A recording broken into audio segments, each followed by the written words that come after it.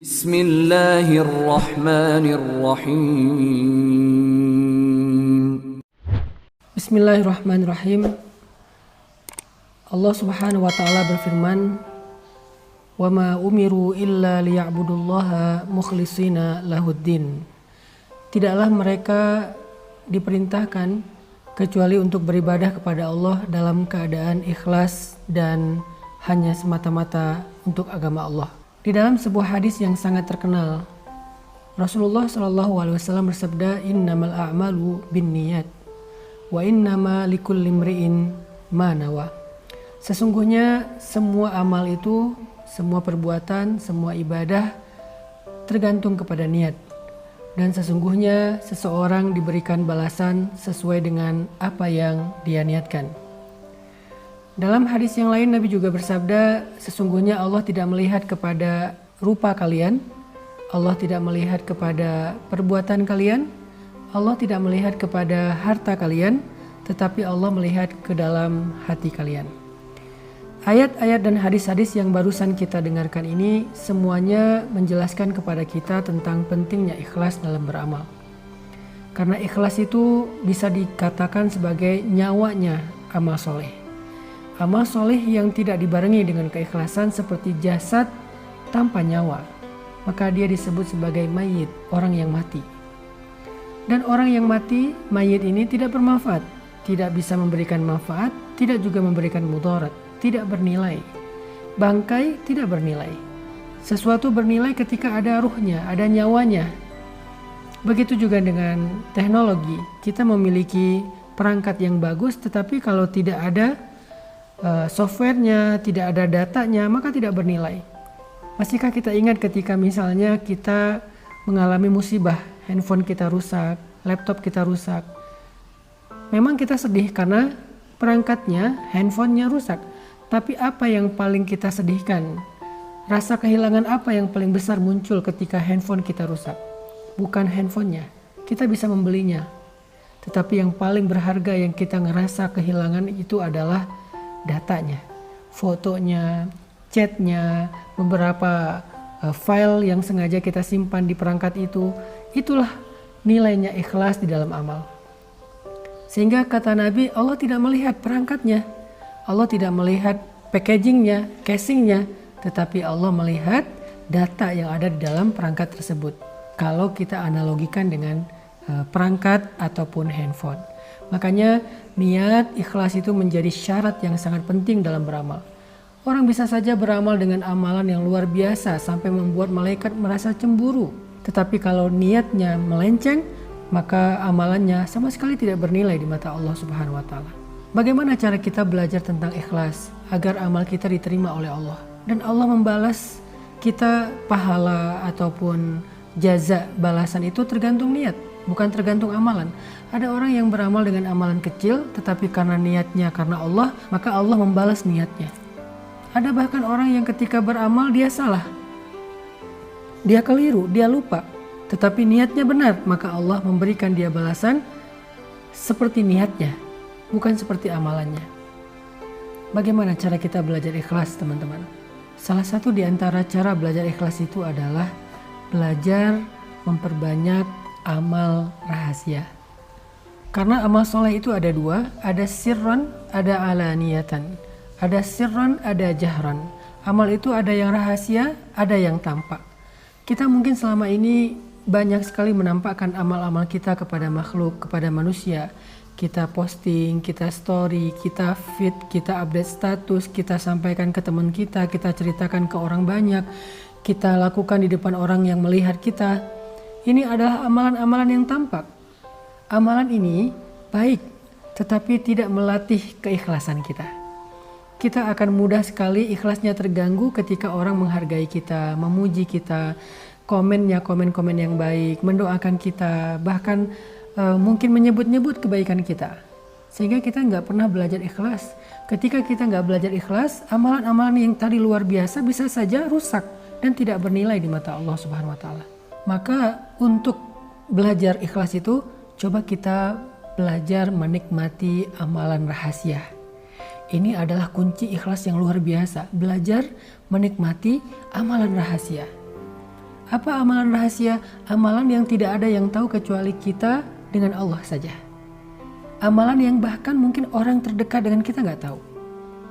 Pasangan kita nggak tahu, orang tua kita nggak tahu, anak kita nggak tahu, sahabat kita nggak tahu, apalagi netizen nggak tahu. Cuman Allah kemudian kita saja yang tahu. Coba tanya sama diri kita masing-masing. Udah berapa banyak amalan yang kita lakukan secara diam-diam? Udah berapa lama kita melakukan satu kebaikan secara rahasia, biar Allah saja yang tahu. Kita sama sekali nggak ingin manusia tahu. Bahkan kita merasa sedih ketika ada orang yang tahu. Kita merasa sedih ketika ada orang yang mendapati atau melihat kita melakukan itu. Apalagi sampai dia menceritakan kepada yang lain. Kita akan bermohon kepada dia. Kita akan begging sama dia, please jangan ceritakan ini kepada siapa-siapa. Kenapa? Karena kita nggak ingin ada siapapun yang tahu. Disitulah kita belajar ikhlas. Tanyakan kepada diri kita, berapa banyak amalan yang kita lakukan secara diam-diam? Berapa banyak? Berapa lama? Disitulah kita belajar ikhlas.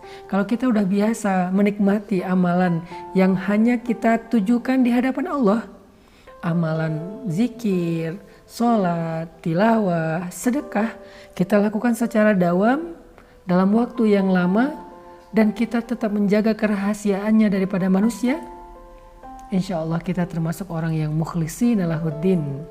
Orang yang seperti ini gak mudah digoda oleh syaitan. Makanya syaitan mengatakan illa ibadakal mukhlasin, kecuali hambamu yang ikhlas. Itu sulit sekali itu digoda oleh syaitan. Dia susah digoda untuk ria, sombong, besar kepala, bangga diri, sum'ah. Gak bisa. Kenapa? Karena amalannya rahasia antara dia dengan Allah saja. Ada beberapa kalimat dari ulama yang luar biasa tentang bab ikhlas yang saya pernah mencatat. Di antaranya kata Imam Ibnul Qayyim Al-Jauziyah, ulama ul-wa'z, ulama yang sering memberi nasihat-nasihat yang luar biasa. Kata Imam Ibnul Qayyim Al-Jauziyah, orang yang beramal tetapi tidak ikhlas itu ibarat seorang musafir yang mengisi bawaannya dengan pasir dan batu, dan bawaan itu tidak bermanfaat bagi dia, hanya memberatkan punggungnya. Itulah orang yang beramal tetapi tidak ikhlas. Rugi ya, kita beramal capek-capek tetapi tidak bernilai di mata Allah Subhanahu wa taala. Ada juga cerita tentang zamannya Khalifah Harun ar-Rasyid, seorang khalifah Islam, raja Islam di masa Abbasiyah.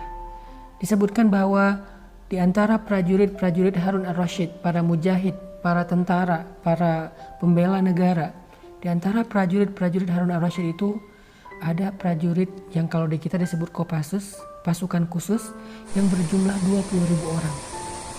Kenapa mereka disebut Kopassus, pasukan khusus? Bukan karena orang berkali, bukan karena skill mereka, tapi biasanya Kopassus berjalan. Lalu pasukan ini disebut pasukan khusus karena mereka tidak tercatat di dalam catatan para prajurit secara resmi. Kenapa tidak dicatat? Agar tidak diketahui oleh siapa. Yang kedua, mereka tidak pernah mengambil gaji mereka, hak mereka, karena mereka telah melakukan semua perjuangan mereka untuk diketahui oleh Allah saja dan mendapatkan jazat balasan dari Allah. Mereka tidak dicatat, tidak terdaftar. Yang tahu hanya Harun ar-Rasyid, dan mereka beramal tidak ingin diketahui oleh siapapun, oleh rakyat Irak, oleh rakyat kaum muslimin, dan mereka tidak pernah mengambil gajinya. Luar biasa ya. Yang terakhir, ada 3 ciri orang yang ikhlas. Ciri yang pertama, orang yang ikhlas itu khauf minasyuhrah wal ihtimam ad-daim lin nafsi bit tafrid. Al khauf minasyuhrah wa mahabbatul amal as-samit. Itulah ciri yang pertama. Orang yang ikhlas itu takut terkenal, takut diketahui orang, takut dibicarakan orang, takut dipuji orang. Kita kadang-kadang kecewa kalau ada kebaikan kita tidak dihargai. Tapi orang yang ikhlas justru takut ketika dihargai. Kita kadang-kadang ngerasa kecewa ketika amal baik kita itu tidak dipuji. Orang yang ikhlas justru takut dipuji, bahkan dia menangis ketika dipuji. Kita kadang-kadang ngerasa kecewa ketika ada yang kita lakukan luar biasa tidak diketahui orang banyak, tidak di like, tidak di komen, tidak di view, tidak di repost. Orang yang ikhlas justru takut ketika di repost, takut ketika di view, takut ketika di like. Apakah kita seperti itu? Ciri yang kedua kata para ulama, irda'ullah walau bi iskhatin nas. Dia lebih mengutamakan ridha Allah walaupun dia dihina oleh makhluk. Buat dia gak apa-apa ketika dia dihina, direndahkan, diremehkan oleh manusia selama Allah ridho kepada dia. Ridho siapa yang kita cari? Ridho istri kah? Ridho suami kah? Ridho orang tua kah? Ridho pasangan kah? Ridho sahabat kah? Ridho followers kah? Atau ridho Allah? Dan yang terakhir, adamul ihtimam bin nata'ij bal bil amal wal jihad. Orang yang ikhlas itu tidak terlalu perhatian dengan hasil. Ada orang yang ketika beribadah, berdoa, kemudian hidupnya tidak semakin membaik, kerjaannya tidak semakin sukses, karirnya tidak semakin melejit, dia kecewa dengan ibadahnya.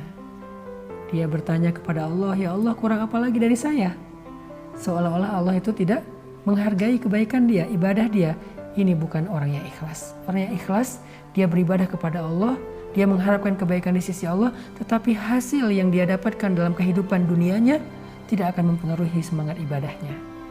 Mudah-mudahan kita termasuk orang yang ikhlas di bulan Ramadan dalam semua amal-amal soleh kita. Ingat, catat, belajar ikhlas salah satunya adalah dengan menikmati ibadah rahasia. Barakallahu fikum.